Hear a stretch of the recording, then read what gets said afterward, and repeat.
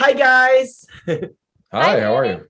I'm wonderfully blessed. Thank you so much. And a big, big, big congrats on you, season 3, pretty much the whole series.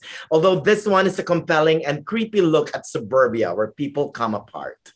Yeah, you're right. Wow.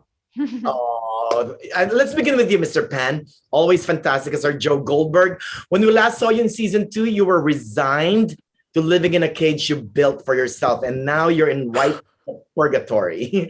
Talk to us What's the about difference?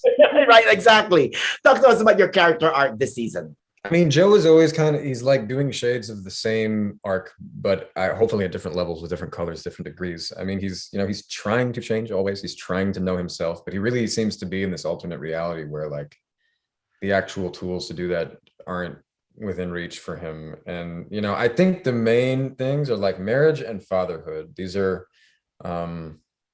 this kind of the new worlds he's or the new programs that are running in the simulation that is Joe, and so he's got like new challenges, new levels, and I think I have to believe him as an actor, so I actually experience him as doing these things authentically, but then of course, by the end of the season you got to wonder, has he changed at all? Can he ever change? And I it's not a question I can answer, I guess. That's right. And you, Miss Victoria, equally great as Love.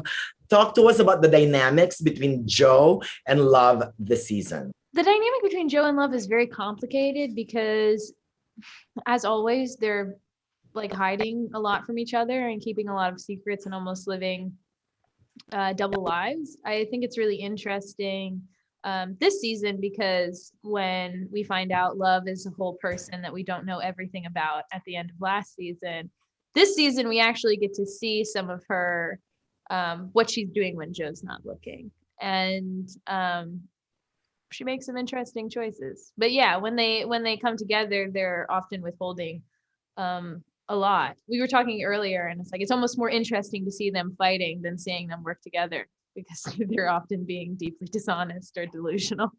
Oh, that's right. Now, Mr. Penn, what I love best about the show is its representation of death and its repercussions. I mean, death is not taken lightheartedly here, right? I mean, it meant to move the story forward. Do you agree with me on this one? I mean, I agree with you that it shouldn't be taken lightheartedly or shouldn't be taken lightly. I think, unfortunately, in media, we're inundated with images of death, both fictional and real, and it's, to be honest, something I think we're grappling with, right? But so I take it very seriously in that one sense, and then on the other, it is a plot point used to heighten the stakes in the drama, to communicate these messages that are true in all people's lives. So hopefully, I mean, it's a real question, like what is responsible, and I think we're certainly towing the line. Yeah, that's right. And Miss Victoria, in a roundabout way, the series is all about love, right? And the crazy, confusing thing we call love. That's why it's relatable. Tell us how, no matter what violence is happening on the screen, it's ultimately about love, right? Depends on how you define love. Yeah. Personally, I think the violence on screen has nothing to do with love and a lot to do with self-consciousness and shame and, things that kind of can be at odds with love. Yeah. Oh, that's right. Now, a big congrats on you, season 3. Pretty much the whole series, like what I said, consistently well acted and well written. So I wolf you guys. Thanks so much. Thank you so much. Good luck on everything. Thank you. Have a great